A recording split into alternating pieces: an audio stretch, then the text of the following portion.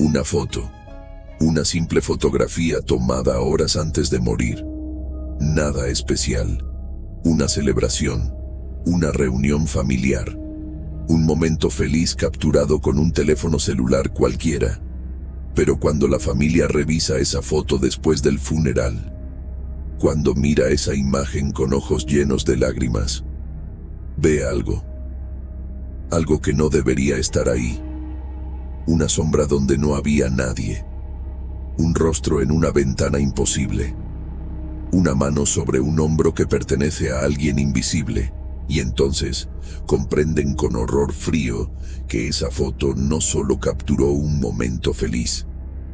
Capturó una advertencia, un presagio, una visita. Esto sucedió 3 veces. 3 personas completamente desconocidas entre sí. 3 fotografías tomadas en diferentes países, diferentes años, diferentes circunstancias. 3 muertes inesperadas que ocurrieron menos de 24 horas después. Y cuando un investigador forense fotográfico analizó las 3 imágenes juntas, descubrió algo que hizo que cada pelo de su cuerpo se erizara.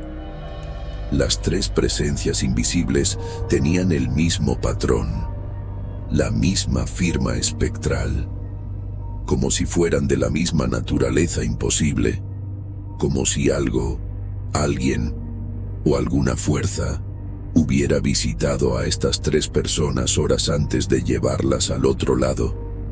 Esta es la historia de las últimas fotos y lo que aparece en ellas cuando miramos con suficiente atención. Cuando ampliamos las imágenes, cuando ajustamos el brillo y el contraste, cuando vemos lo que nuestros ojos no pueden ver, pero nuestras cámaras capturan de todas formas. Si alguna vez has revisado fotos de personas fallecidas y viste algo que no puedes explicar, si ampliaste una imagen y descubriste una presencia que no debería estar ahí, déjalo en los comentarios ahora mismo, porque después de escuchar estas 3 historias, vas a querer revisar cada foto que has tomado en tu vida. Y tal vez, solo tal vez, descubras que no estabas tan solo como creías. Bienvenidos a Voces del Misterio Sombrío, donde las sombras hablan y tú escuchas. Martín Suárez tenía 28 años cuando apareció en su última fotografía.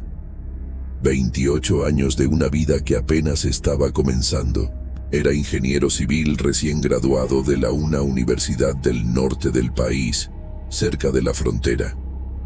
Trabajaba para una firma de construcción mediana, diseñando puentes y estructuras que deberían durar décadas. Tenía planes, sueños. Una novia con quien planeaba casarse el próximo año. Un apartamento pequeño pero acogedor que había comprado con su primer salario significativo. Una familia que lo amaba. Amigos leales que lo consideraban el alma de cada reunión. El 12 de marzo de 2023 era su cumpleaños. Cumplía 28 años exactamente. Sus amigos habían organizado una cena sorpresa en su restaurante favorito. Un lugar italiano modesto pero auténtico, en una colonia residencial de la ciudad llamado la Trattoria di Marco. Paredes decoradas con fotos en blanco y negro de pueblos italianos. Mesas cubiertas con manteles a cuadros rojos y blancos. El olor a albahaca fresca y masa de pizza recién horneada. Música italiana de fondo tocando suavemente. Era el tipo de lugar donde Martín se sentía en casa. La celebración comenzó a las 7 de la noche. Asistieron 12 personas. Sus mejores amigos de la universidad. Su novia Carolina. Su hermano menor Diego. Risas constantes. Brindis con vino tinto. Anécdotas embarazosas de sus días universitarios contadas con exageración cariñosa. Martín estaba feliz. Completamente presente en ese momento. No tenía manera de saber que esa sería la última cena de su vida. que menos de 8 horas después, su cuerpo estaría en una camilla cubierto con una sábana blanca en el Hospital Central, que esa noche de risas y vino se convertiría en el último recuerdo feliz que sus amigos tendrían de él vivo. A las 8:30 de la noche, su mejor amigo desde la infancia, un hombre llamado Andrés Molina, sacó su teléfono celular, un iPhone 13 con cámara de 12 megapíxeles. Nada profesional, solo un teléfono común que cualquier persona podría tener. «Quiero una foto del cumpleañero», anunció Andrés con voz alegre elevada por 2 copas de vino. Martín sonrió, esa sonrisa amplia y genuina que caracterizaba todas sus fotos. Se giró hacia la cámara. Andrés tomó la foto desde el otro lado de la mesa, a aproximadamente 2 metros de distancia. El flash del teléfono iluminó brevemente el rostro de Martín. Clic. La foto quedó capturada. Andrés ni siquiera la revisó. La guardó automáticamente en su galería y continuó con la celebración. Comieron pizza margarita y pasta carbonara. Bebieron más vino. Cantaron feliz cumpleaños desafinadamente mientras los meseros traían un tiramisú con una vela encendida. Martín sopló la vela. Pidió un deseo que nunca se cumpliría. O tal vez sí se cumplió, pero no de la manera que él esperaba. A las 11 de la noche, la celebración terminó. Todos salieron del restaurante con pasos ligeramente tambaleantes por el vino. Se despidieron en la calle con abrazos prolongados y promesas de reunirse pronto. Martín subió a su carro, un Chevrolet Spark azul modelo 2020. Carolina, su novia, se ofreció a manejar porque Martín había bebido más de la cuenta. Pero Martín insistió que estaba bien, que solo eran 15 minutos de camino a su apartamento, que había bebido agua con la cena. Carolina cedió con duda visible en su rostro. Se subió al asiento del pasajero. Martín encendió el motor, ajustó el espejo retrovisor, colocó su teléfono en el soporte del tablero con Google Maps abierto, aunque conocía perfectamente el camino, y manejó hacia su casa. Lo que sucedió exactamente a las 2:15 de la madrugada del 13 de marzo nunca quedó completamente claro. Los investigadores de tráfico reconstruyeron la escena lo mejor que pudieron. Martín conducía por la avenida Caracas, una de las arterias principales de Bogotá, cuando su carro se desvió repentinamente hacia la izquierda. Cruzó el separador central, invadió el carril contrario y chocó frontalmente contra un camión de carga que transportaba materiales de construcción. El impacto fue devastador. El frente del Chevrolet Spark quedó completamente destruido, compactado como una lata de aluminio aplastada. El camión apenas sufrió daños por su tamaño y peso. El conductor del camión, un hombre de 45 años llamado Roberto Vargas, salió ileso pero traumatizado. Intentó ayudar. Llamó a emergencias inmediatamente. Pero cuando los paramédicos llegaron 12 minutos después, ya no había nada que hacer. Martín había muerto instantáneamente por trauma múltiple. Carolina estaba en estado crítico con fracturas severas y hemorragia interna. La trasladaron al hospital donde sobrevivió después de 3 cirugías, pero quedó con secuelas permanentes. Los investigadores nunca determinaron la causa exacta del accidente. Las pruebas toxicológicas de Martín mostraron niveles de alcohol en sangre ligeramente elevados, pero no suficientemente altos para explicar un error tan catastrófico. No había evidencia de exceso de velocidad. Las condiciones de la carretera eran buenas. El clima estaba despejado, la visibilidad era perfecta. Martín simplemente perdió control del carro sin razón aparente. El reporte oficial concluyó: causa indeterminada, posible microsueño o distracción, M. El caso se cerró. La familia organizó el funeral, los amigos lloraron, la vida continuó para todos, excepto para Martín.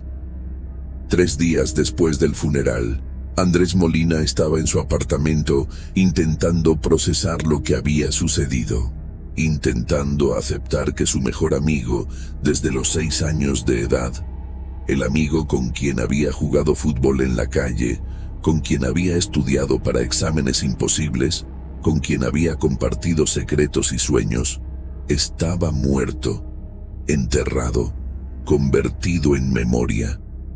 Andrés no podía dormir. No podía concentrarse. Pasaba horas mirando el techo de su habitación, buscando algún sentido en una muerte tan absurda e inesperada. Decidió revisar las fotos de la celebración de cumpleaños. No sabía por qué. Tal vez necesitaba ver a Martín vivo una vez más. Tal vez necesitaba confirmar que hubo un momento, apenas días atrás, donde todo estaba bien. Donde Martín sonreía, donde el futuro existía. Abrió la galería de su iPhone, desplazó hacia abajo hasta encontrar las fotos del 12 de marzo. Había tomado bastantes esa noche. Fotos grupales, fotos del tiramisú, fotos de las copas de vino levantadas en brindis. Y ahí estaba la última foto de Martín. La foto tomada a las 8:30 de la noche. La última fotografía donde Martín lucía vivo y feliz. Andrés tocó la imagen para ampliarla. La pantalla mostró el rostro sonriente de Martín en primer plano. Sus ojos brillando con alegría genuina. Su boca abierta en esa sonrisa característica que mostraba todos sus dientes. Detrás de él se veían las paredes del restaurante decoradas con fotos italianas. Algunas personas borrosas en el fondo. La mesa con botellas de vino. Todo parecía normal. Una foto común de cumpleaños como millones que se toman todos los días alrededor del mundo. Pero entonces Andrés notó algo. Algo que hizo que su respiración se detuviera. Algo que transformó su piel en carne de gallina. Detrás del hombro derecho de Martín, ligeramente desenfocado por la profundidad de campo, pero innegablemente presente, había una sombra. No era una sombra normal proyectada por la luz del restaurante. Era una sombra con forma definida. Forma humanoide. Tenía lo que parecía ser una cabeza, un torso, 2 brazos, como si una persona estuviera parada directamente detrás de Martín, tan cerca que casi lo tocara, proyectando una sombra oscura sobre la pared. Andrés amplió la imagen usando los dedos en la pantalla. Ajustó el zoom directamente sobre la sombra. Su corazón comenzó a latir más rápido. La sombra no era borrosa o difusa como las sombras normales. Tenía bordes definidos, contornos claros, y la intensidad del negro era anormal. Era más oscura que cualquier otra sombra en la fotografía, como si absorbiera la luz en lugar de simplemente bloquearla. Andrés sintió un sudor frío en su espalda. Recordaba perfectamente ese momento cuando tomó la foto. Recordaba dónde estaba sentado Martín. Recordaba que detrás de Martín solo había pared. No había nadie parado allí. Ningún mesero pasando. Ningún cliente caminando. Solo pared vacía con una foto en blanco y negro de Venecia colgando. Sin embargo, en la fotografía, la sombra estaba ahí. Innegable. Imposible de ignorar una vez que la veías. Andrés llamó inmediatamente a Diego, el hermano menor de Martín. Diego llegó a su apartamento 40 minutos después con ojos rojos de tanto llorar. Andrés le mostró la foto sin decir nada. Simplemente le entregó el teléfono con la imagen ampliada. Diego miró. Sus ojos se abrieron. Su rostro se puso pálido. «¿Qué es eso?», preguntó con voz temblorosa. Andrés negó con la cabeza. «No lo sé. Pero te juro que cuando tomé esa foto no había nadie detrás de Martín. Te lo juro por su memoria». Diego amplió más la imagen. Estudió la sombra durante largos segundos de silencio. Luego dijo algo que hizo que Andrés sintiera náuseas. «Parece que tiene ojos». Andrés le quitó el teléfono. Amplió hasta el máximo que permitía la imagen sin pixelarse completamente. Y lo vio, en la parte superior de la sombra, donde debería estar la cabeza, había dos pequeños puntos de color ligeramente más claro que el negro profundo del resto. Dos puntos blanquecinos. Dos puntos que parecían estar mirando directamente hacia la cámara. Hacia Andrés. Hacia el futuro espectador de esa fotografía. Diego y Andrés decidieron ir esa misma noche al restaurante La Trattoria di Marco. Necesitaban verificar algo. Necesitaban confirmar si lo que veían era real o si su dolor por la muerte de Martín los estaba haciendo imaginar patrones donde no existían. Llegaron al restaurante a las 8 de la noche.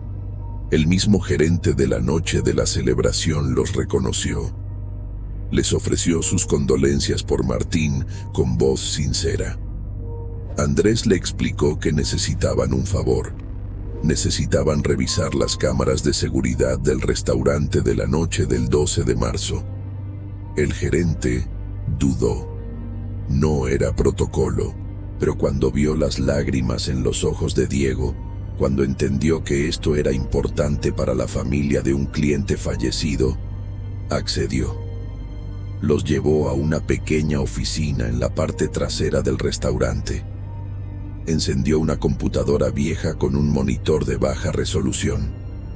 Abrió el software de las cámaras de seguridad. Retrocedió hasta el 12 de marzo. Buscó el horario correcto. 18 horas y 30 minutos. La pantalla mostró la grabación en blanco y negro de esa noche. Se veía la mesa donde estaban celebrando. Se veía a Martín sentado. Se veía a Andrés al otro lado de la mesa levantando su teléfono para tomar la foto. Y se veía la pared detrás de Martín, completamente vacía, sin nadie parado allí, sin ninguna sombra anómala, solo pared con la foto de Venecia colgando. Andrés y Diego se miraron. El gerente no entendía qué estaban buscando. Andrés le mostró la foto de su teléfono, le mostró la sombra, le mostró que en el exacto momento que la cámara de seguridad mostraba paredes vacías, en la foto del celular aparecía algo que no estaba presente en la realidad física del restaurante. El gerente miró la foto, miró la grabación de seguridad, miró nuevamente la foto. Su expresión cambió de confusión a incomodidad profunda. «No sé qué decirles», murmuró. «Esto no tiene sentido.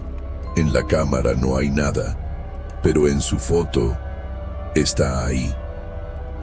La familia de Martín decidió consultar a un especialista. Necesitaban saber si lo que estaban viendo era real o si había algún tipo de fallo técnico en la cámara del teléfono. Contactaron al doctor Ricardo Salazar, un ingeniero forense fotográfico con 20 años de experiencia.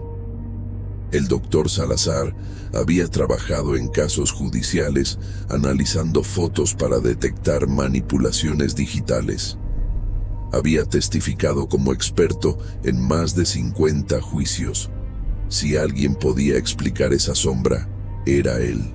Andrés envió la foto original sin comprimir por correo electrónico junto con una descripción detallada de las circunstancias. El doctor Salazar respondió 3 días después solicitando una reunión en persona. «Quiero ver el teléfono original», escribió en su correo. «Necesito examinar el archivo directamente del dispositivo». Se reunieron en el consultorio del doctor Salazar, un espacio moderno con 3 grandes monitores y equipos de análisis digital profesional. Andrés entregó el iPhone. El doctor Salazar conectó el teléfono a su computadora usando un cable especializado. Extrajo el archivo fotográfico original, preservando todos los metadatos. Lo abrió en un software forense llamado AMPET-5, que los profesionales usan para análisis de imágenes. Comenzó su examen sistemático.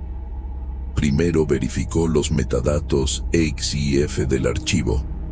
Fecha: 12 de marzo de 2023. Hora: 18 horas, 30 minutos, 42 segundos. Dispositivo: iPhone 13. Configuración de la cámara: modo automático, flash activado, sin filtros aplicados.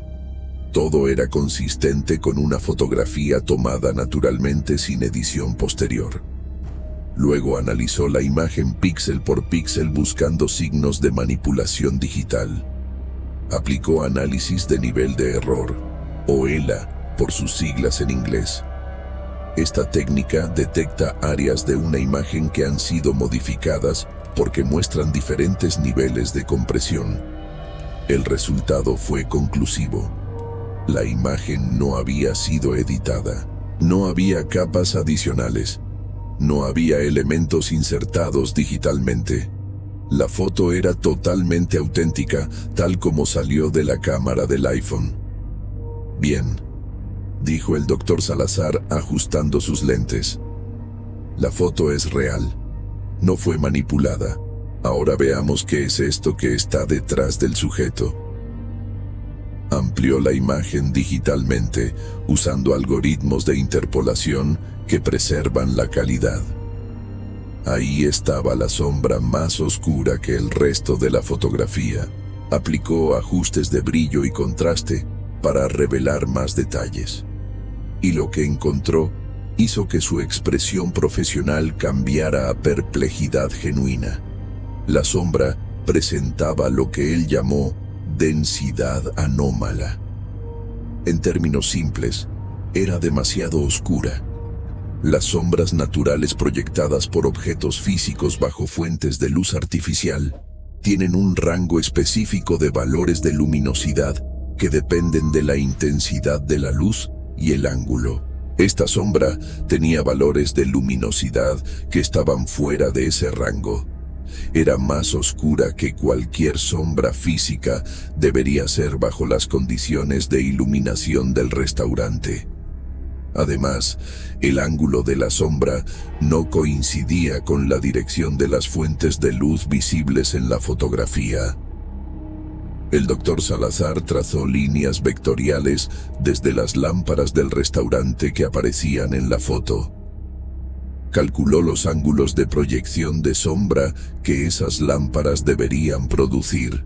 La sombra anómala estaba en un ángulo diferente, como si fuera proyectada por una fuente de luz que no existía, o como si no fuera una sombra en absoluto. Pero el elemento más perturbador apareció cuando aplicó un filtro de detección de bordes. Este filtro realza los contornos y límites de los objetos en una imagen. Cuando lo aplicó a la sombra, los bordes se iluminaron en la pantalla mostrando una forma humanoide extraordinariamente definida. Demasiado definida para ser una sombra difusa. Y en la parte superior, donde estaría la cabeza, aparecían claramente 2 formas circulares pequeñas, los puntos blancos que Diego había notado. Amplió esas áreas específicas, ajustó el contraste al máximo, y lo que apareció en la pantalla hizo que todos en la habitación guardaran silencio. Los 2 puntos no eran artefactos de compresión de imagen o ruido digital. Eran elementos consistentes con profundidad tridimensional y parecían estar reflejando la luz del flash de la cámara, como ojos mirando directamente a la cámara en el momento exacto en que se tomó la foto. El doctor Salazar se reclinó en su silla, respiró profundamente, giró para mirar a Andrés y Diego y dijo con voz cuidadosa y medida: en 20 años de carrera analizando fotos forenses, nunca he visto algo así. Esta imagen no fue manipulada. Eso puedo confirmarlo con certeza absoluta. Pero lo que aparece en ella no tiene explicación lógica bajo las leyes conocidas de óptica y física de la luz. Es como si la cámara hubiera capturado algo que no era visible al ojo humano en el momento de la toma. Algo que estaba presente en alguna frecuencia o dimensión que nuestros ojos no pueden percibir, pero el sensor digital del teléfono sí registró. Andrés preguntó lo que todos estaban pensando. Doctor, esta foto fue tomada 8 horas antes de que Martín muriera en un accidente de tráfico. ¿Cree usted que lo que aparece en esta foto tiene alguna relación con su muerte? El doctor Salazar guardó silencio durante varios segundos. Luego respondió: no soy científico paranormal, soy ingeniero. Trabajo con datos y evidencia física. Pero le diré esto: he analizado miles de fotografías de escenas de crimen, accidentes y situaciones diversas, y nunca, jamás, he visto algo como esto aparecer en una foto tomada horas antes de una muerte violenta. Si me pregunta si creo que hay una conexión, científicamente no puedo afirmarlo. Pero humanamente, sí. Creo que hay algo aquí que va más allá de mi capacidad de explicar. La familia de Martín guardó la fotografía. La imprimieron, la enmarcaron, no como algo terrorífico, sino como algo misterioso, como evidencia de que tal vez Martín no estaba solo en sus últimas horas, de que tal vez algo o alguien estuvo con él, acompañándolo, esperándolo, llamándolo hacia el otro lado. Elena Vargas tenía 45 años cuando apareció en su última fotografía. No ella sola, sino ella y algo más. Algo que no debería estar ahí.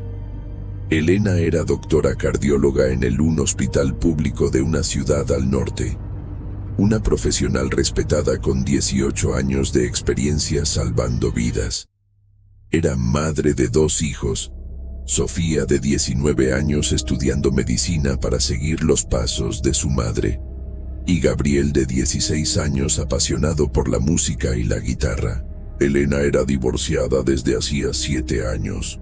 El divorcio había sido amistoso, sin drama excesivo. Simplemente 2 personas que se habían distanciado con el tiempo y decidieron separarse con respeto mutuo. Vivía en una casa de 2 pisos en una colonia tranquila de clase media. Una casa acogedora con jardín frontal y patio trasero donde cultivaba rosas que cuidaba meticulosamente cada fin de semana. El 8 de julio de 2023, un domingo típico de verano, Elena decidió tomar una fotografía familiar. No había ocasión especial. No era cumpleaños ni aniversario. Solo un impulso, una idea que llegó espontáneamente mientras estaban los 3 reunidos en la sala después de cenar. Tomemos una foto, propuso Elena. Hace meses que no tenemos una foto juntos los 3. Sofía y Gabriel accedieron con las quejas mínimas características de adolescentes y adultos jóvenes. Se posicionaron en la sala de la casa. Elena en el centro, Sofía a su derecha, Gabriel a su izquierda. Detrás de ellos estaba la gran ventana que daba al jardín trasero. Eran las 8:15 de la noche. Todavía había luz natural aunque el sol ya se había ocultado. La sala estaba iluminada con luz cálida de las lámparas de techo. Elena colocó su teléfono celular, un Samsung Galaxy S22, en modo temporizador. Lo apoyó en la repisa de la chimenea. Configuró 10 segundos de espera. Presionó el botón. Corrió a posicionarse entre sus hijos. Los tres sonrieron. El flash se activó automáticamente porque el teléfono detectó luz insuficiente. Clic. La foto quedó capturada. La revisó brevemente. Todos salían bien, sonrientes, juntos, una familia feliz. La guardó y continuó con su noche sin pensar más en ella. 24 horas después, a las 6 de la mañana del lunes 9 de julio, Elena no despertó. Gabriel tocó la puerta de su habitación a las 7 porque ella siempre desayunaba con ellos antes de ir al hospital. No hubo respuesta. Tocó más fuerte. Nada. Abrió la puerta con preocupación creciente. Elena estaba en su cama, en posición de dormir, tranquila, pero no respiraba. Gabriel gritó. Sofía corrió. Llamaron a emergencias desesperadamente. Los paramédicos llegaron 14 minutos después. Confirmaron lo que los hijos ya sabían con horror. Elena había muerto durante la noche, probablemente entre las 3 y 4 de la madrugada. Un aneurisma cerebral masivo, ruptura repentina de un vaso sanguíneo en el cerebro, hemorragia, muerte instantánea e indolora mientras dormía. No hubo sufrimiento, no hubo agonía. Simplemente dejó de existir entre un segundo y el siguiente. Una muerte que ningún médico podría haber previsto o prevenido. Una semana después del funeral, Sofía estaba en su habitación intentando procesar el vacío imposible que había dejado la muerte de su madre. Decidió imprimir algunas fotos de Elena para crear un álbum de recuerdos. Algo tangible, algo físico que pudiera tocar cuando necesitara sentirse cerca de su madre. Descargó varias fotos del teléfono de Elena que la policía había devuelto después de confirmar que no había nada sospechoso en su muerte. Entre esas fotos estaba la fotografía familiar tomada el 8 de julio, la última foto donde Elena aparecía con vida. Sofía envió la imagen para impresión en alta resolución en una tienda fotográfica local. La recogió 2 días después. Una impresión de 20 por 25 centímetros en papel fotográfico brillante de alta calidad. La llevó a casa. La colocó sobre su escritorio para decidir qué marco usar. Y fue entonces cuando lo vio, cuando la luz de la lámpara de su escritorio iluminó la fotografía desde cierto ángulo y reveló algo que no había notado en la pequeña pantalla del teléfono. En la gran ventana que aparecía detrás de su madre en la fotografía, había un rostro. No era un reflejo. No era una ilusión óptica causada por ramas de árboles o sombras del jardín. Era un rostro humano, pálido, con rasgos definidos, ojos oscuros, boca cerrada, expresión neutra, casi triste, y estaba mirando directamente hacia el interior de la casa, hacia Elena, hacia la cámara, hacia el futuro espectador de esa imagen. Sofía sintió que sus piernas dejaban de sostenerla. Se sentó en su silla con la fotografía impresa temblando en sus manos. Acercó la imagen a sus ojos. El rostro era innegable. No era difuso ni ambiguo. Era claro, detallado, como si alguien estuviera parado directamente detrás de la ventana, mirando hacia adentro mientras se tomaba la foto. Pero eso era imposible, completamente imposible. La ventana de la sala estaba en el segundo piso de la casa. No había balcón atrás. No había escalera externa. No había estructuras donde una persona pudiera estar parada. Solo estaba el jardín trasero 5 metros más abajo. Para que alguien apareciera en esa ventana a nivel del rostro, tendría que estar flotando en el aire o parado sobre algo inexistente. Sofía corrió a buscar a Gabriel. «Hermano, necesitas ver esto. Mira la foto. Dime qué ves». Gabriel tomó la fotografía. Sus ojos la escanearon rápidamente. Luego se detuvieron. Su expresión cambió. «¿Qué carajo es eso?». Sofía negó con la cabeza. «No lo sé, pero juro que cuando tomamos esa foto no había nadie afuera. Estábamos solos en la casa».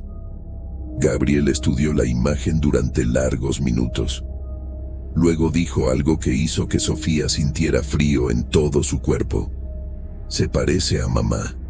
Sofía arrebató la foto. La miró nuevamente y con horror descubrió que Gabriel tenía razón.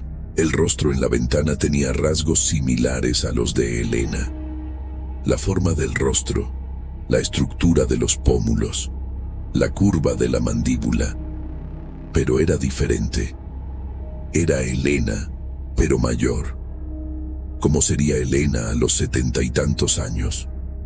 Una versión envejecida de su madre mirándola desde el otro lado del vidrio. Los hermanos decidieron consultar a los vecinos. Necesitaban confirmar si alguien había estado en su jardín trasero aquella noche del 8 de julio. Tocaron puertas, hicieron preguntas. Todos los vecinos dijeron lo mismo. No vieron a nadie. No escucharon nada. Ese domingo fue tranquilo. Nadie rondaba por los patios. Sofía contactó a un amigo de la universidad que estudiaba ingeniería de sistemas y tenía conocimientos de análisis de imagen. Le envió la foto digital original. «Necesito que analices esto», le escribió. «Dime si es real o si es algún fallo técnico». El amigo respondió 2 días después con un breve reporte. La imagen no había sido editada. El rostro en la ventana era parte de la fotografía original. No era un reflejo porque el ángulo estaba equivocado. No era pareidolia porque los rasgos estaban demasiado definidos. Honestamente, no puedo explicar esto. La familia extendida de Elena se enteró de la fotografía. Una tía decidió contactar a un investigador paranormal local llamado Fernando Reyes, que había trabajado en casos de fenómenos inexplicables durante 15 años. Fernando aceptó examinar la fotografía sin cobrar honorarios porque el caso le pareció genuinamente intrigante. Se reunieron en la casa de Elena. Fernando revisó la foto impresa primero. Luego revisó el archivo digital en un laptop. Tomó medidas, calculó ángulos, aplicó filtros y llegó a varias conclusiones perturbadoras. Primero, el rostro en la ventana definitivamente no era un reflejo. Los reflejos en vidrio siguen leyes específicas. Requieren una fuente de luz y un objeto que refleje. El ángulo del supuesto rostro no coincidía con ninguna fuente de luz en la habitación. Además, los reflejos en vidrio son parcialmente transparentes, mostrando tanto la imagen reflejada como lo que está detrás del vidrio. Este rostro era opaco, sólido.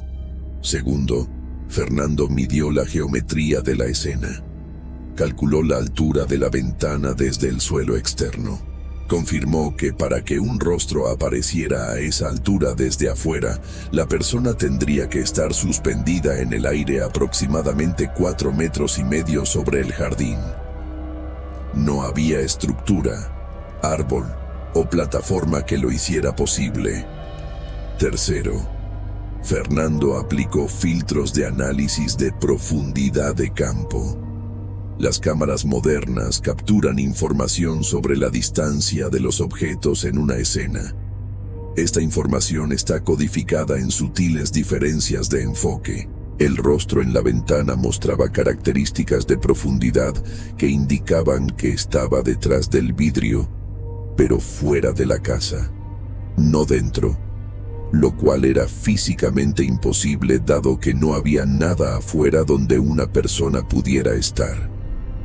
Fernando compartió una teoría que sonaba a ciencia ficción, pero fue presentada en serio. En algunos casos de muerte inminente, especialmente cuando la muerte está cerca, pero la persona aún no lo sabe conscientemente, se han reportado fenómenos de proyección temporal inversa.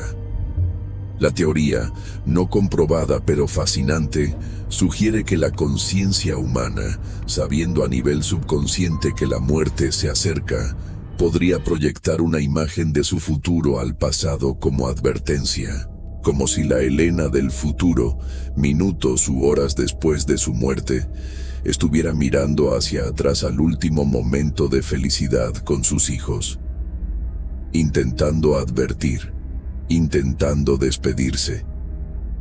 Sofía preguntó si eso era posible científicamente. Fernando fue honesto. No bajo las leyes físicas que conocemos, pero la conciencia humana sigue siendo un misterio profundo. No entendemos completamente qué es, dónde reside o cómo funciona. Hay datos científicos serios que proponen que la conciencia podría existir fuera del tiempo lineal.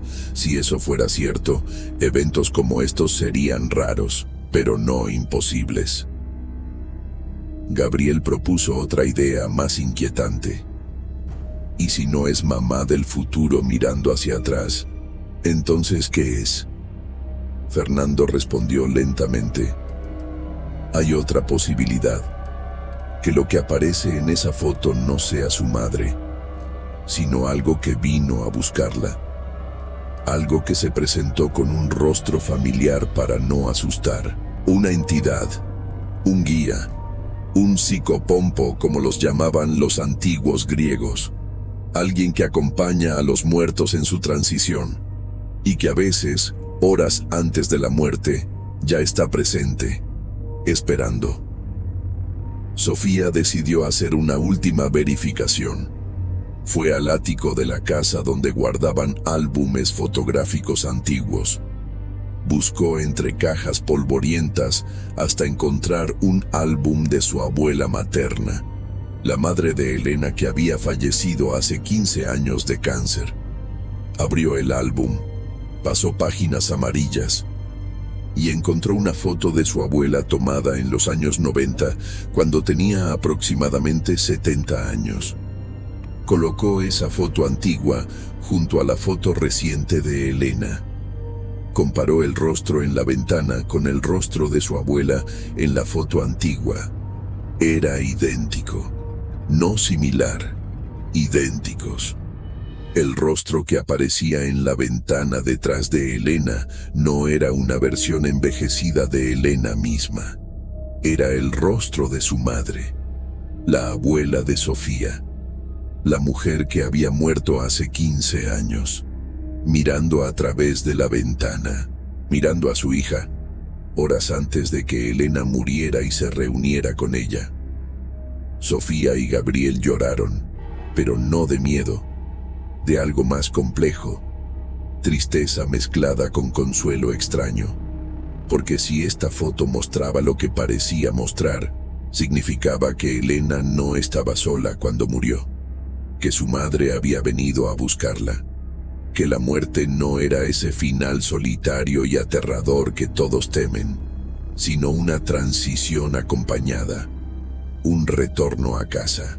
Roberto Campos tenía 61 años cuando apareció en su última fotografía, junto con algo que no debería estar ahí. Roberto era arquitecto jubilado viviendo en una ciudad donde el calor del desierto se mezcla con el bullicio urbano. Había trabajado durante 35 años diseñando edificios residenciales y comerciales. Había proyectado escuelas, hospitales, torres de apartamentos, estructuras que seguirían de pie décadas después de su muerte. Ahora, en su jubilación, disfrutaba el tiempo con su familia, especialmente con su nieta de 4 años, una niña llamada Valentina con rizos oscuros y una sonrisa contagiosa que lo llamaba Abue, y lo seguía por todos lados cuando lo visitaba. El 3 de noviembre de 2024, un domingo soleado de noviembre, cuando el calor intenso del verano comenzaba a ceder, Roberto llevó a Valentina a un parque urbano cerca del centro, con senderos junto a un lago artificial. Caminaron por senderos bordeados de árboles. Compraron un helado de un carrito ambulante. Alimentaron a los patos del lago con el pan que Roberto había traído específicamente para ese propósito.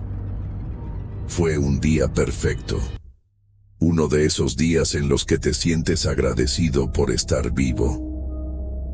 A las 4 de la tarde se sentaron en una banca de madera junto al lago. Valentina comía su helado de chocolate dejando manchas alrededor de su boca. Roberto la miraba con amor absoluto.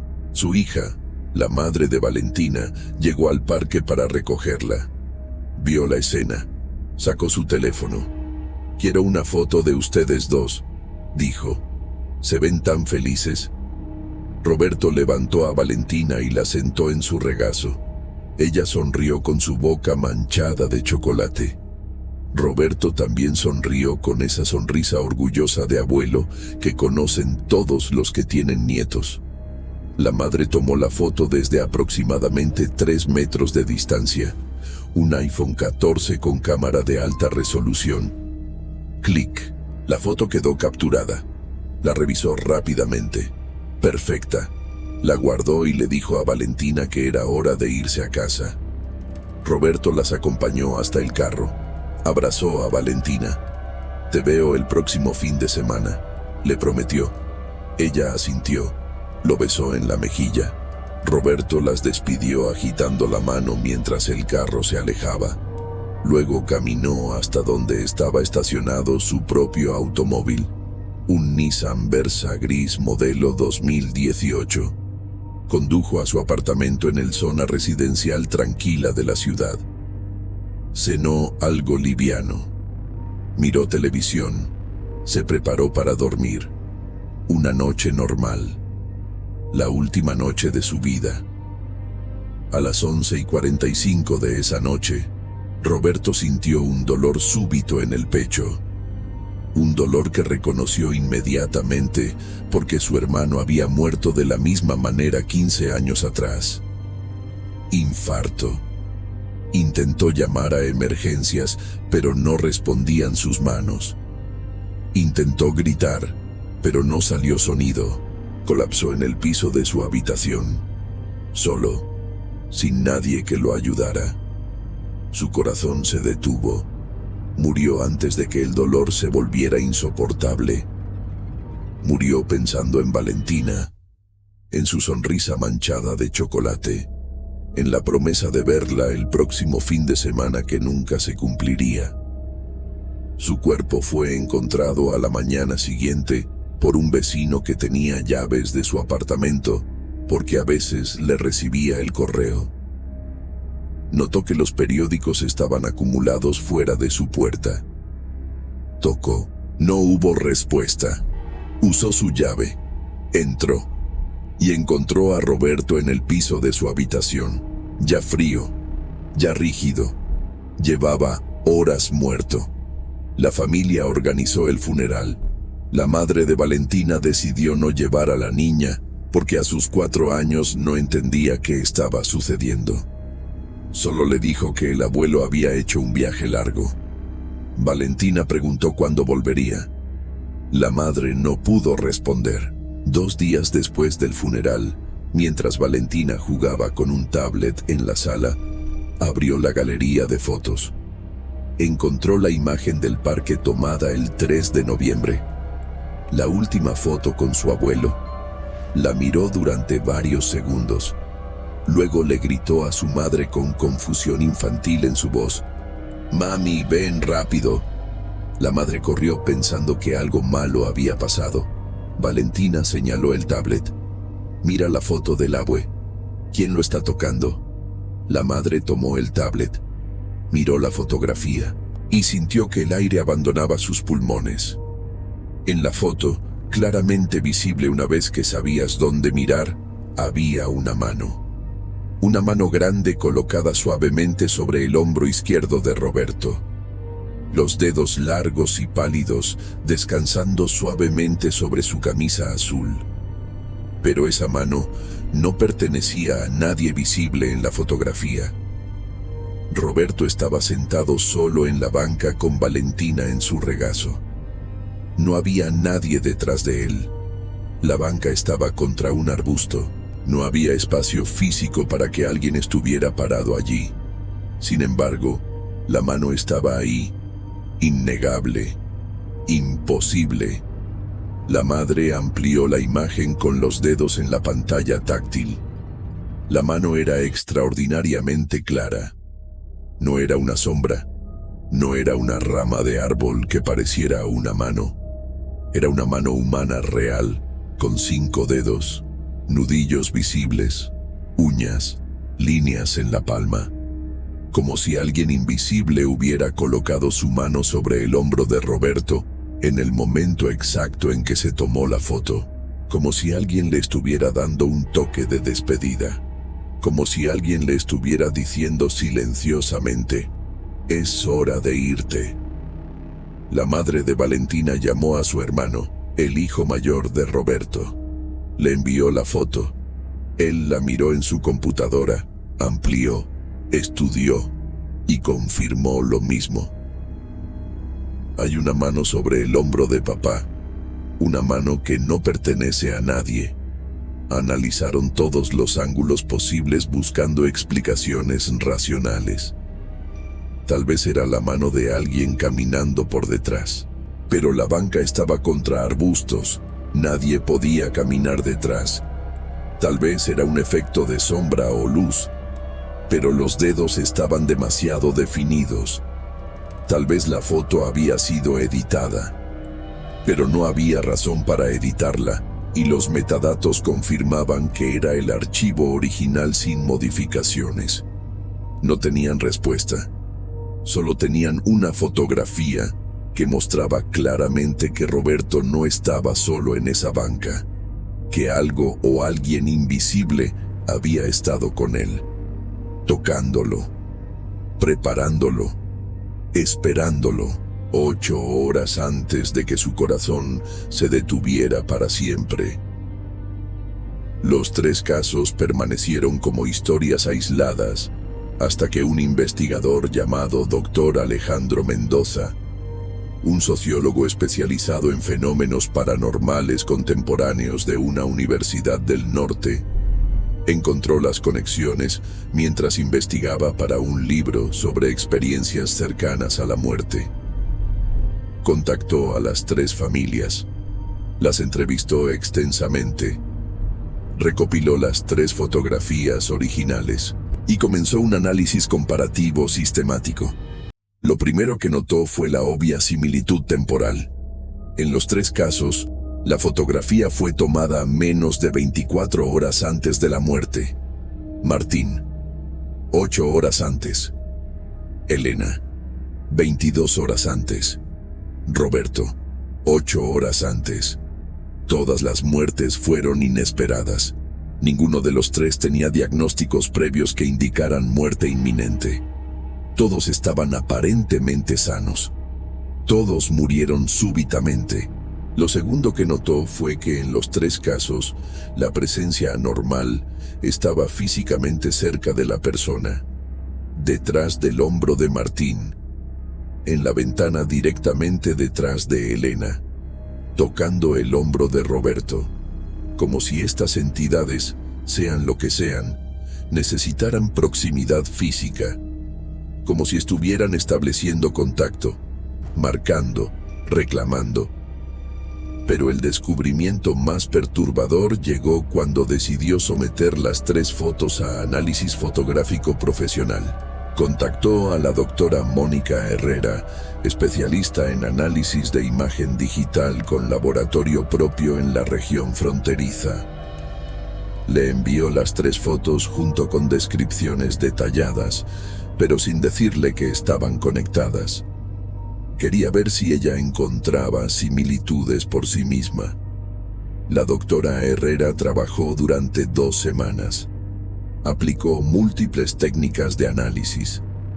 Examinó frecuencias de píxeles. Estudió patrones de luz. Analizó profundidad de campo y envió un reporte de 12 páginas con gráficos detallados. Las conclusiones fueron inquietantes. Las 3 presencias, aunque visualmente diferentes, sombra, rostro, mano, compartían lo que ella llamó firma espectral idéntica. En términos técnicos, la distribución de valores RGB en las áreas anómalas mostraba patrones matemáticos similares. Los 3 casos tenían concentraciones de píxeles oscuros con valores de luminosidad fuera del rango normal para las condiciones de iluminación de sus respectivas escenas. Todos mostraban bordes anormalmente definidos que no coincidían con cómo las cámaras digitales normalmente capturan objetos difusos o distantes. Más extraño aún, cuando aplicó análisis de frecuencia espacial, técnica que descompone imágenes en ondas matemáticas para revelar patrones ocultos, las 3 áreas anómalas mostraban frecuencias casi idénticas. Era como si las 3 presencias vibraran en la misma frecuencia matemática, como si fueran de la misma naturaleza fundamental, como si vinieran del mismo lugar imposible. La doctora Herrera concluyó su reporte con una declaración extraordinaria para una científica. Estas 3 imágenes muestran el mismo tipo de fenómeno. No puedo explicar qué es ese fenómeno bajo las leyes conocidas de óptica y física, pero puedo confirmar que lo que aparece en estas fotos es consistente entre los 3 casos. Es como si las 3 cámaras hubieran capturado el mismo tipo de entidad, manifestándose de maneras visualmente diferentes. El doctor Mendoza reunió toda su investigación en un capítulo de su libro titulado Fotografías premonitorias, cuando las cámaras ven la muerte. Presentó 2 teorías principales. La teoría paranormal sugería que estas presencias eran psicopompos, guías espirituales que acompañan a los muertos en su transición. En las mitologías de docenas de culturas alrededor del mundo, desde el Anubis egipcio hasta la Santa Compaña gallega, existen figuras que vienen a buscar a los moribundos. Estas entidades posiblemente están presentes horas antes de la muerte. La mayoría de las personas no pueden verlas porque nuestros ojos captan solo una pequeña porción del espectro electromagnético. Pero las cámaras digitales, con sensores capaces de detectar frecuencias ligeramente más amplias que la visión humana, ocasionalmente capturan a estas entidades. No las vemos cuando tomamos la foto, pero están ahí, presentes, esperando. Y las cámaras las registran como sombras, rostros o manos, dependiendo de cómo se manifiesten. La teoría científica era menos mística, pero igualmente inquietante. Algunos físicos teóricos proponen que la muerte biológica no es un evento instantáneo, sino un proceso que comienza horas antes del último latido cardíaco. A nivel celular y cuántico, el cuerpo sabe que está muriendo antes de que la conciencia lo sepa. Esta información podría manifestarse como alteraciones en el campo electromagnético del individuo. Las cámaras digitales son dispositivos electromagnéticos sensibles. Podrían estar captando estas alteraciones y traduciendo los datos en formas visuales que nuestro cerebro interpreta como figuras humanoides. No serían entidades externas, sino proyecciones del propio proceso de muerte del individuo. Ninguna teoría podía probarse definitivamente, pero ambas ofrecían marcos para entender algo que de otra manera no tiene explicación. El doctor Mendoza entrevistó a las 3 familias juntas en una conferencia virtual.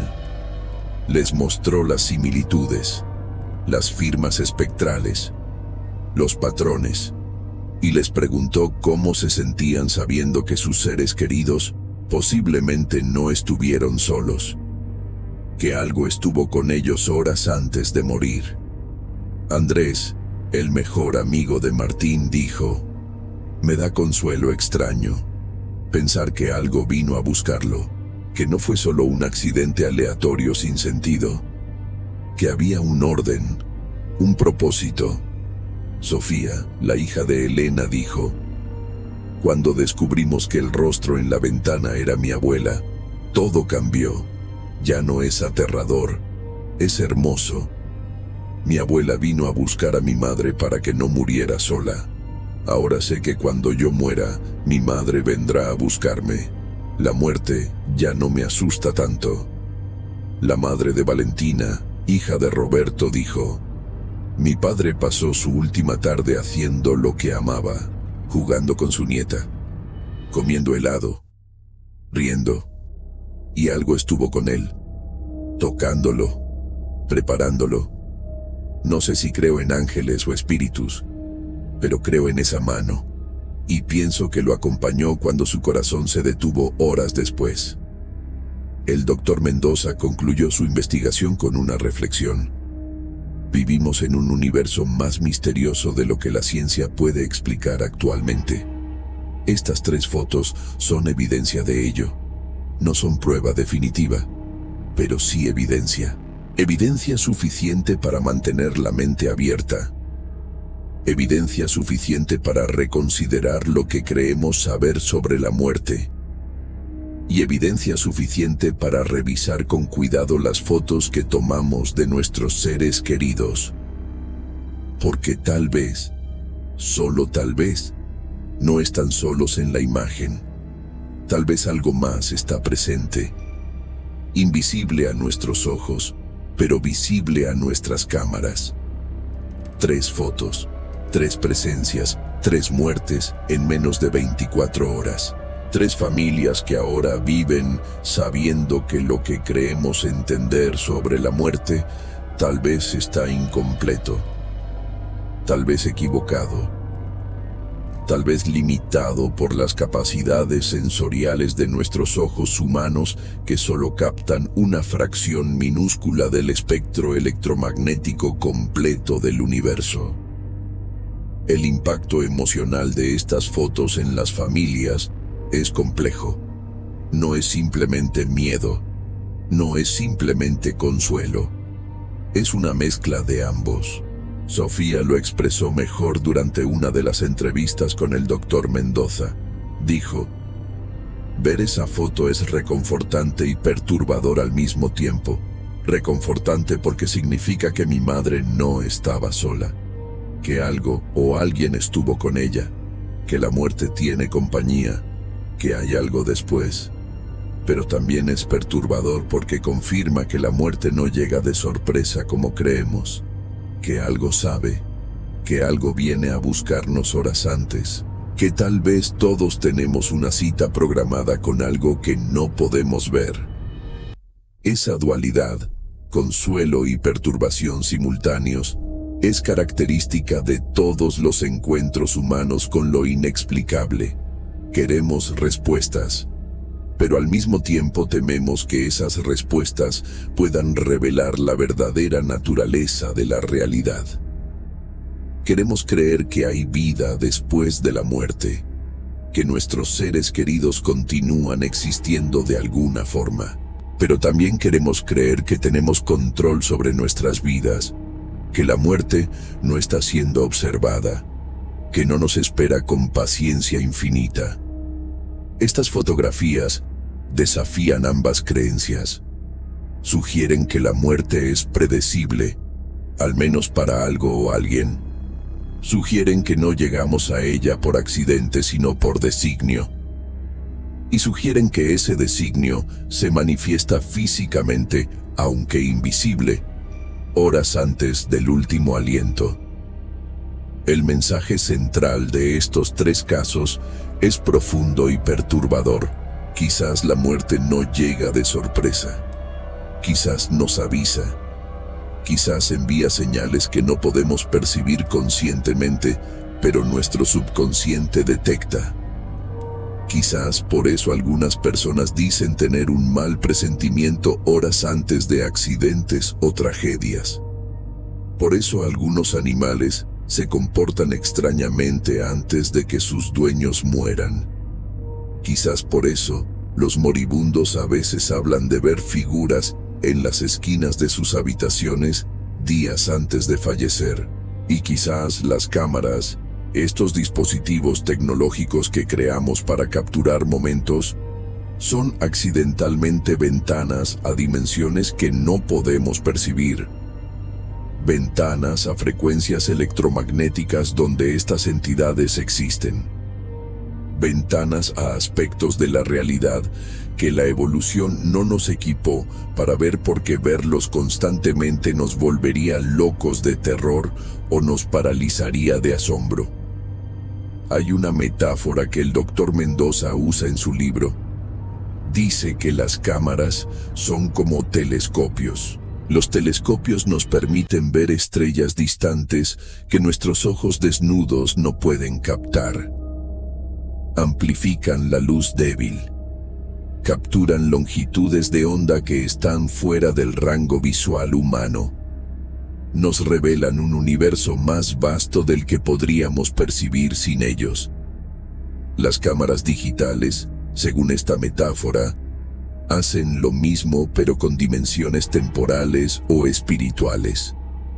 Capturan presencias que están aquí, a nuestro alrededor, todo el tiempo, pero que permanecen invisibles hasta que un sensor digital las registra accidentalmente. El análisis psicológico de estos casos también es fascinante. Los escépticos argumentan que estamos viendo patrones porque necesitamos creer que hay señales, que buscamos significado donde solo hay coincidencias y artefactos técnicos. Este fenómeno se llama pareidolia, la tendencia humana a ver rostros en nubes, en manchas de humedad, en la superficie de Marte. Nuestros cerebros están programados para detectar rostros, porque esa habilidad fue crucial para la supervivencia de nuestros ancestros. Reconocer rostros significaba identificar rápidamente aliados o amenazas. Pero los defensores de la autenticidad de estas fotografías argumentan que la pareidolia no explica la firma espectral idéntica en las tres imágenes. No explica el análisis forense que confirma que las imágenes no fueron manipuladas. No explica las imposibilidades geométricas como el rostro en una ventana de segundo piso sin estructura externa donde alguien pudiera estar. No explica los puntos reflectivos en la sombra de Martín que parecen ojos captando el flash de la cámara. La pareidolia explica ver un rostro en una nube.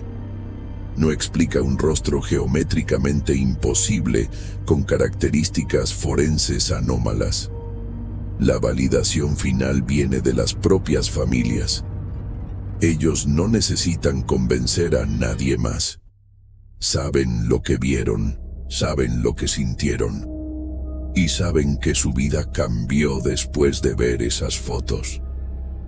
Andrés duerme con una copia impresa de la última foto de Martín en su mesa de noche. No porque sea macabro, sino porque le recuerda que hay misterio en el universo, que no todo es explicable, que su amigo está en algún lugar, acompañado por lo que se proyectó como sombra. Sofía tiene la foto con el rostro de su abuela en un marco en su habitación. La mira cada mañana y le habla a su madre como si todavía pudiera escucharla, porque ahora cree que tal vez puede. La familia de Roberto imprimió la foto con la mano invisible. La colocaron en el altar que crearon en su memoria. Valentina, ahora con 5 años, a veces señala la mano y pregunta quién es. Su madre le dice: es un ángel que vino a acompañar al abue en su viaje. Ahora quiero preguntarte algo importante. ¿Has visto algo en fotos de seres queridos fallecidos? ¿Algo que no puedas explicar? ¿Algo que te inquieta pero también te consuela? Una sombra que no corresponde a ningún objeto físico. Un rostro en una ventana donde nadie podría estar. Una mano sobre un hombro que no pertenece a nadie visible. ¿Has revisado fotos antiguas de personas que fallecieron y descubriste presencias que no notaste cuando las tomaste? Si la respuesta es sí, déjalo en los comentarios ahora mismo. Describe qué viste, cuándo se tomó la foto, qué sucedió después. Porque estas historias no son únicas, no son casos aislados. Hay miles de personas alrededor del mundo que han experimentado exactamente lo mismo, que han capturado con sus teléfonos celulares, con sus cámaras digitales, algo que no debería estar ahí según nuestro entendimiento de la realidad. Y si tienes fotos que muestren estos fenómenos, si quieres compartirlas para análisis, puedes enviarlas con respeto y contexto completo. No estoy pidiendo imágenes para entretenimiento. Estoy pidiendo evidencia, documentación, porque cada nueva fotografía que muestra estos patrones nos acerca un poco más a entender qué está sucediendo, a entender si realmente hay entidades que vienen a buscarnos, a entender si las cámaras son ventanas accidentales a dimensiones que la ciencia aún no reconoce. Esta comunidad es un espacio sin juicio. Aquí no te van a llamar loco por compartir experiencias inexplicables. Aquí entendemos que el universo es más extraño de lo que nos enseñaron en la escuela, que existen fenómenos que la ciencia no puede explicar hoy, y que eso no los hace menos reales. Cada comentario que dejes, cada historia que compartas, construye un archivo colectivo de experiencias humanas con lo inexplicable. Y así, cuando tengamos suficientes casos documentados, suficientes fotografías analizadas, suficientes patrones identificados, podremos finalmente responder la pregunta que todos nos hacemos: ¿qué viene a buscarnos cuando nuestra hora llega? Los próximos viernes seguiremos explorando nuevas historias, nuevos misterios, nuevos casos que desafiarán todo lo que creemos saber sobre la vida y la muerte. Un especial de fin de año te está esperando. No te lo pierdas. 3 fotos. 3 personas que no se conocían. Martín Suárez en un restaurante italiano en Bogotá. Elena Vargas en la sala de su casa en Monterrey. Roberto Campos en un parque en Buenos Aires. 3 momentos felices capturados casualmente con teléfonos celulares. 3 imágenes que parecían normales hasta que alguien miró con suficiente atención y descubrió que no estaban solos, que algo más estaba presente, invisible, pero innegable. Una sombra con ojos, un rostro de alguien muerto hace décadas, una mano que no pertenece a nadie, y las 3 presencias con la misma firma espectral, el mismo patrón matemático, la misma naturaleza fundamental, como si fueran manifestaciones diferentes de la misma cosa, como si algo, alguien, o alguna fuerza viniera a marcar a estos tres individuos horas antes de llevarlos al otro lado. Coincidencia o advertencia. Pareidolia o evidencia. Artefactos técnicos o visitantes dimensionales. No puedo darte respuestas definitivas porque no existen. Lo que puedo darte es evidencia.